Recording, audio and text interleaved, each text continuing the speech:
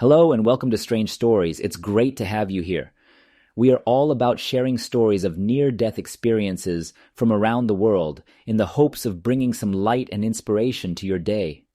Our daily videos offer a glimpse into what lies beyond this life, and we believe that they can help us all appreciate the gift of life a little bit more. If you enjoy our content, please consider liking, subscribing, and hitting the notification bell to stay up to date on all of our latest videos. Your support means the world to us and helps us continue to grow. And to our returning viewers, welcome back. We're thrilled to have you with us again. So go ahead, grab a cozy blanket, get comfy, and join us for today's incredible near-death experience story. My name is Rick, and I worked for the Georgia Department of Corrections as a correctional officer in 1982. I worked a regular 7-day shift schedule, and this work I worked from 12 a.m. to 8 a.m. On a chilly December morning, I punched my time card and left work. This morning, I was looking forward to it because my family and I had planned a hunting trip on our 98-acre farm near the Chattahoochee River. When I got home, I quickly assembled my equipment in order to get started as soon as possible. My wife, like most people who work regular hours, had already left for work. I usually called her before going hunting, but I was pressed for time this morning. I had to hike for about 2 miles to get to my tree stand, which took me about 10 to 15 minutes. My stand was in front of a 20-foot-tall grove of pine trees. The exposed backside, which faced the river below, dropped off to the river's massive boulders. I began climbing and tied off my rifle to be dragged up when I reached the top. When I reached the top, I positioned myself to raise my rifle. Then, all of a sudden, I heard a snap. I would later return to this site frequently to reflect on my life. During a trip with a friend, I measured the distance from the top of the stand to the boulder I landed on. I could see the river rising quickly from 80 feet above as I began to fall to it below. Even though there were only a few seconds before impact, I moved slowly because I knew this was my last moment. So many thoughts were racing through my mind. Nobody knows where I am, including my wife, daughter, and family. Will I ever be found? Then it got dark. I don't know how long this darkness lasted. Then something wonderful happened. My body felt as if it were leaving me. I was floating a few feet above the river. As I examined my body, I felt conflicted emotions. While I was bleeding from my mouth, nose, and ears, I could see a trickle of blood on the boulder beneath me. As I considered the state of my body, I felt a pulling and began to rise quickly. I was flying through the air at breakneck speed. As I descended from the atmosphere, I could see the earth. What a beautiful sight! It was extremely well lit. As I looked ahead, I could see the planets. This couldn't be, I reasoned. I was never told anything like this would or could ever happen after death. The pace was quickening and becoming faster. As I accelerated forward, I noticed more star systems and galaxies. I entered what happened to be a hole of some sort. It was long and dark, but I could see light streaks in every color of the rainbow all around me. I could see a dim light in the distance that was getting brighter and brighter up ahead. As I stepped into the light, it permeated my entire being. I was no longer terrified. Then I found myself in front of a massive flight of stairs. They led up to what appeared to be a walkway or bridge. Off in the distance, I noticed a magnificent and amazing sight. A city that looked like it was made of glass or crystal. The lights that it emitted were multicolored. I've never seen anything like it. In a daze of shock, I started walking toward the city. So many questions were racing through my mind. I needed to know where I was. What was the matter with me? I noticed a double door about 30 feet in height and width when I arrived at the city's entrance. It had a polished appearance to it. As I stood there perplexed, the doors began to open. I took a step back and peered inside. On the inside, I could see people moving around, much like they would in a mall here on Earth. These people, however, were dressed completely differently. For starters, they all appeared to be wearing robes with hoods. I walked through the doors, stunned by what I saw. The interior was massive. It appeared to be square in shape, with balconies that descended to various levels surrounding it. From below, I climbed up and peered over the balcony. It seemed to go on forever. As I looked up, many people were passing by, but no one seemed to notice me. Then, as one was approaching me, he abruptly stopped. I could see his expression as he slowly lifted his head. He possessed all human characteristics except one, the pupils. There are no eyes. They did, however, appear to shift to blue hues. His hair was snow white. Before I could respond, he turned and pointed down a long corridor. We never spoke, but I was aware that I needed to continue down this corridor. He then went about his business as if nothing had happened. I also knew I had no choice. I felt compelled to move forward. I took a long detour to get to the end of this hallway. I didn't take a left or right turn. I had a sneaking suspicion that my questions would be answered soon. I noticed a large double door in front of me once more. I couldn't tell whether it was gold or another metal, but it appeared to be one.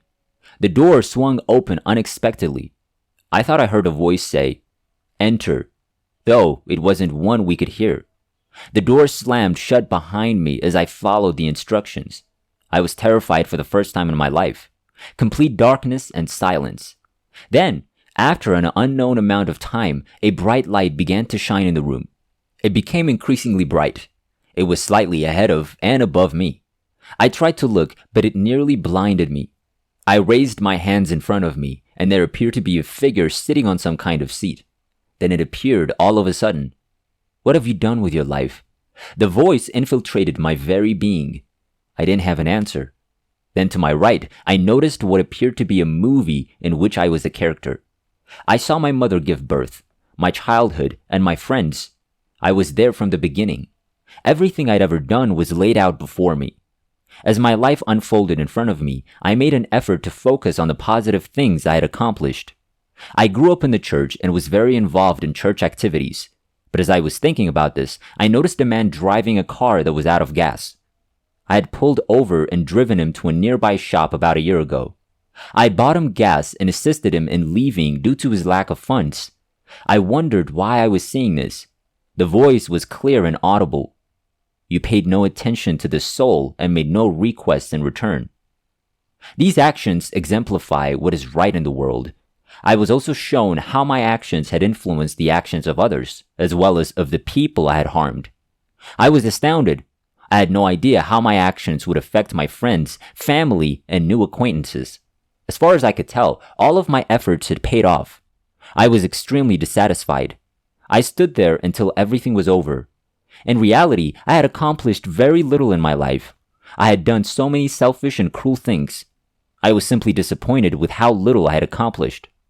The voice spoke again, this time more clearly. "You must return." But I didn't want to return.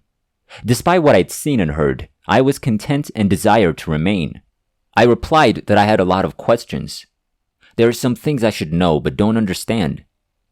"You must go back in time and help others change by changing yourself. The doctors will want to perform surgery on you. Prevent this from happening.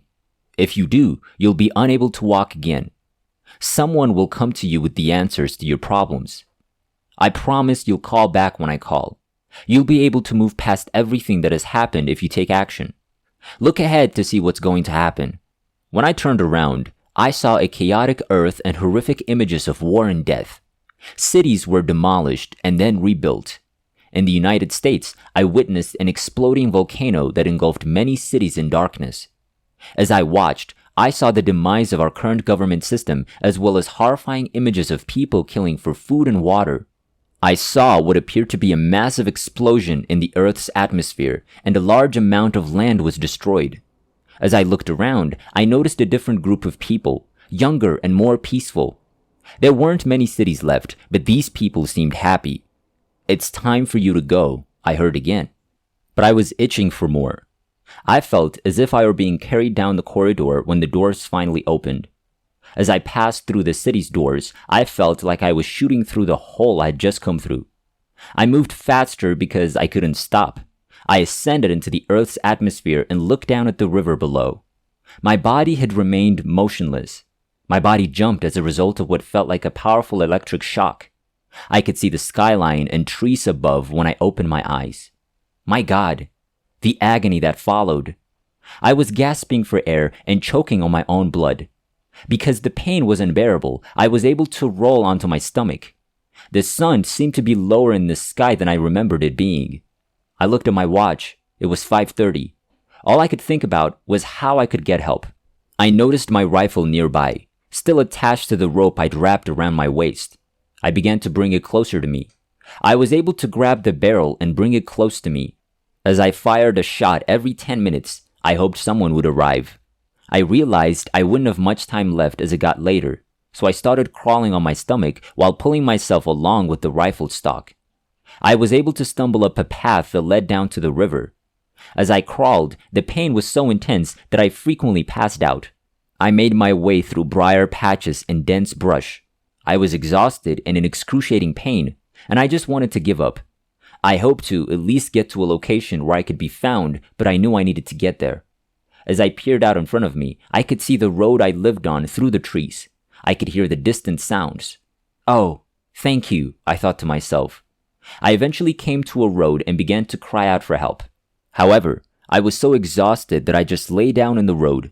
My father-in-law discovered me lying in the road on his way home from work. "It's fine," he said. I overheard that help is on its way. That was the last thing I could remember until I noticed the lights inside the emergency room. A doctor was standing at my feet. "Can you feel it?" he inquired. "What do you think?" I inquired. He'd been poking at my legs and feet. I became motionless. "We're currently unable to assist you. We're taking you by ambulance to a hospital that can treat your injuries." I had to have been high because I was completely out of it.